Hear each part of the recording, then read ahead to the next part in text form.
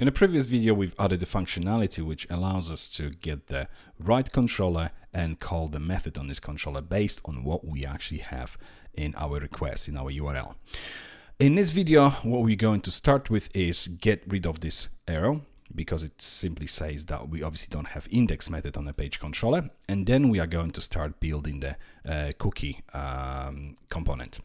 Let's go back to our editor. I have my page controller open. As you can see, the index method does not exist on this controller, so let's quickly add it. Public function index. And within this method, what I can do is, it's basically down to you how you're going to implement it, how you want your pages to be fetched from the database and so on. We're not going to be covering this within this course. This course is purely for the login, registration, reset password, and restrict access. But just to give you a tip here, we could create a variable, let's say Slack equals, and then get from the request, get the segment one, which is going to be whatever's right after the domain name, and then pass this Slack to the database, find record by this Slack, return it, and then obviously display content on the page. And what I'm going to do here, I will only return this view, and the view will be within pages directory, and then it's called basically page.blade.php.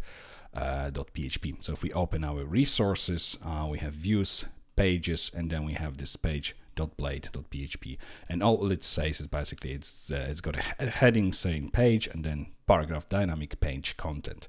If we wanted to, we could pass this Slack onto it as well. I don't really think there is a need for this, but let's just do it. So with and then Slack, and we pass this Slack as the argument here. And now what we can do is dynamic page content for page with Slack, and then in between a double curly brackets Slack, and that should display this Slack on the page. So if we refresh now, you can see there we go, page dynamic page content for page with Slack error, which is what we get as the first segment in a URL. If I was to change it to something else, and me for instance, and there we go, that obviously changes accordingly. Okay, so now we can go back to the editor, we can close this page view, and we can also, let's just add some doc blocks here. We don't return this, we return view. There we go. And what we're going to say, show page. I think that's all that we can add here. Obviously you can expand on this if you feel like. Okay, we can save and close this controller as well. The next thing we're going to be working on is the new component. And I'm going to close controllers directory, which is going to be very similar to the session. It's going to be to basically manage the cookies. So we're going to create a new directory under the utilities called cookie. And within this directory, we're going to start with, first of all, contract. And the namespace here is namespace up utilities, and it's cookie. So we've got a contract. This contract is not a class, it's actually an interface. So we save it for now, and then the next one is going to be called cookie manager. And that's all fine. Then we are going to have, just create a new class. It's going to be array cookie. As you can see, structure looks very similar to what we had with the session. Array cookie, and then we are going to have another one which is going to be file cookie. And again, array cookie is going to be used with the tests, file cookie is going to be used within a live environment. And file cookie will implement contract, the cookie one, and then array cookie will also implement the same contract, so contract, the cookie one. Okay, we're going to start with the contract. Within the contract, we will have the following methods: public function all to get all of the cookies. And let's add the doc block here. It's going to return array. And what we're going to add is get all cookies. Then what are the methods? Any class that implements this interface has to have, well, method that checks whether the given cookie exists. So public function has, and then it takes the key. And again, doc block, it will return Boolean true or false. The key is going to be of the string type. And then check if cookie has a given key, or if the cookie with a given key exists. Yeah, I think that's going to be fine. Okay, next one is going to be public function set, so that we can actually set the cookie. So key with a value, and it's going to return void because it doesn't return anything. And let me just create a few new lines so we can see things better. Okay, key is going to be a string, and then the value is going to be mixed because it might be anything. So set cookie. Then after set, we're going to have methods to obtain it. So public function get with the key, and the dog blocks string for key, and mixed, return mixed, yes, because we don't know what it might be. It might be anything because we're setting this here as mixed. So obviously we can return, get back mixed as well. And that's going to be get cookie. And the next method after this one is going to be public function remove. And we also pass the key as argument. And we are passing key, which is going to be a string. And this one doesn't return anything, so void for return tag. And I think we have all of the methods that we need for our classes. So we can now save the contract, save and close this contract, and go to cookie manager. And cookie manager will we implement this underscore call static method, which will return the instance of a given cookie implementation. Okay, so we're going to start with the cookie equals static class name, pretty much the same way as with the session. So let's create this method straight away. And here we're going to go for the driver equals .env get, and we're looking for the variable. Let's just go to env.env cookie driver. So let's just copy this one so we know which one we're looking for. Otherwise, if it's not set, we're going to use the default one, which is going to be file, which is going to be used basically in the live environment. And then return, we use the same namespace as we are currently using, which is going to be this app utilities cookie, then concatenated with, and between the double quotes, 2 backslashes, then UC first, so first letter in capital of the driver. So in that case, if it's a file, for instance, it's going to be file with a capital F, and then concatenated with cookie. So in other words, what we're going to have is the namespace, which is app utilities cookie, then backslash again, and either array cookie or file cookie. That's what we're going to get from this class name. Let's add the dog blocks to it as well. It returns a string, get qualifying class name. And then, so that at this point, we have the full name of the class we want to use with the namespace. So now all we need to do is return call user func array, and we pass instance of this the cookie, and then method name as the second argument to this first argument to the to this function, and then any potential arguments that we might be passing through. So call this name on this instance of the class, which is going to be represented by this string here, and pass any arguments through to this method. Okay, so that's our call static implementation. Name is going to be a string, arguments of the array type, mixed, it might be void, it might be string, it might be anything pretty much, so mixed for the return tag, and then delegate call to a method of the chosen cookie class. And that's our cookie manager completed, so we can save and close this file.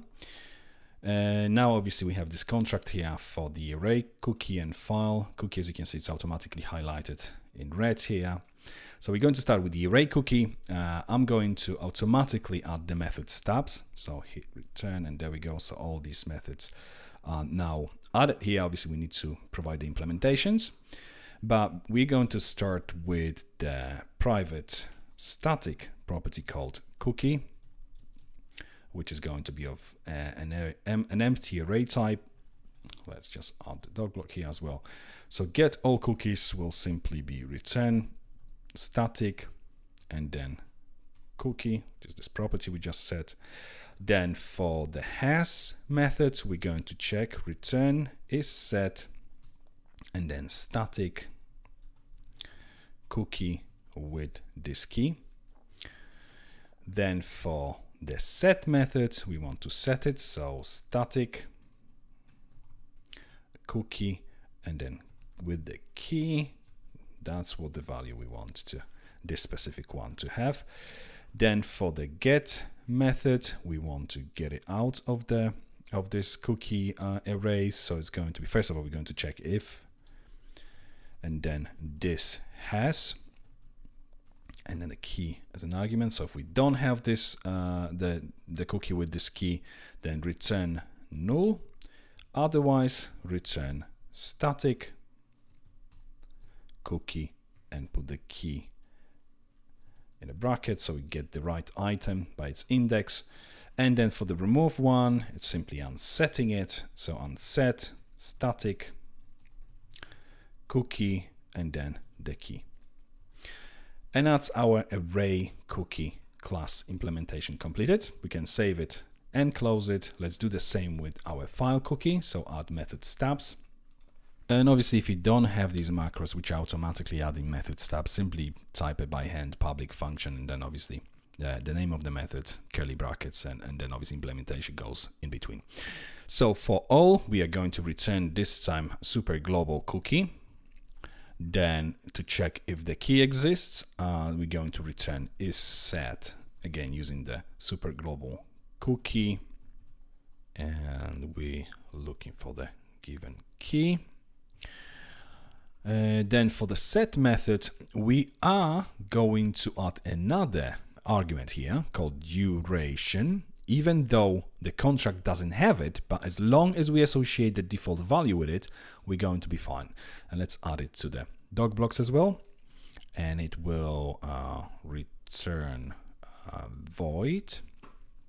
So it's going to be an integer, the length, how long we want this cookie to last.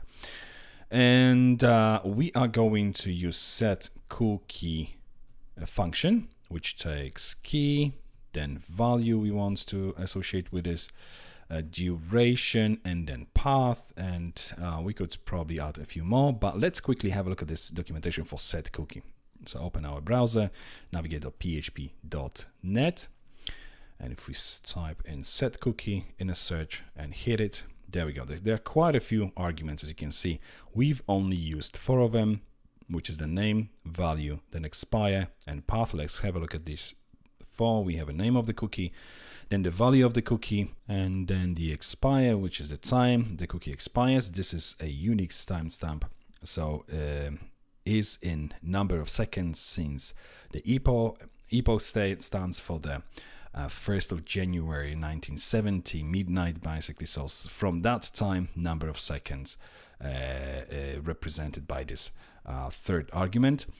In other words, you'll most likely set this with a time function plus the number of seconds before you want it to expire, because function is going to give you current time.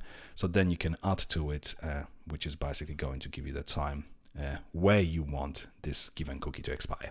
Or you might use make time function as well. Then we have an example, time plus 60 times 60 times 24 times 30 will set the cookie to expire in 30 days.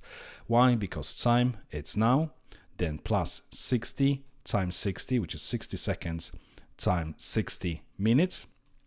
Then we have time 24, which is giving, obviously, the 60 times 60 gives us an hour, time 24 hours, time 30 days. That's what we're getting. If set to 0 or omitted, the cookie will expire at the end of the session when the browser is closed.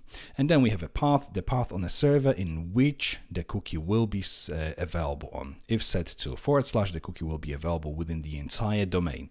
If set to full, for instance, the cookie will only be available within the full directory, and all subdirectories such as full bar of the given domain. The default value is the current directory that the cookie is being set in. Okay, so let's go back to our editor. So we've got this set cookie. So by default, the session will expire when we close the browser. Then we have the get method, and within the get method, we again going to check if we first have it. So this has key. If it doesn't, because obviously we're using this exclamation mark here, then we return null. Otherwise, we are going to return using the super global cookie, the item by its key. And then for the remove method, what we're going to do is again use set cookie. We use the same key, and then value doesn't matter because we're actually removing it, but the time, we're going to use time minus, say, 1000. So that's going to be in a past, indicating that this cookie should now be removed, basically. That's what it does. Okay, and then again, obviously path to make sure that we referencing the same path. So that's our file cookie class also completed. So in the next video, we're going to write the tests for this cookie component.